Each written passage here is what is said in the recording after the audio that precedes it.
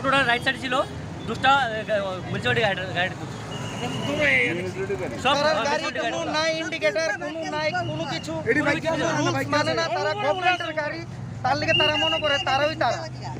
লকডাউনের সময় দেখছি আমরা 2টার পরে লকডাউন তারা মানে ব্রেকই দেয় না গাড়ি মানে মানুষ মেরে লাগানোর অবস্থা এরকম অবস্থা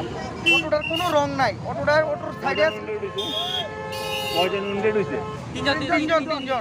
ড্রাইভার সহ গুরুতর ইনজেড হয়েছে এটা হচ্ছে আপনার জিঞ্জার হোটেল খেজুর বাগান জিঞ্জার হোটেল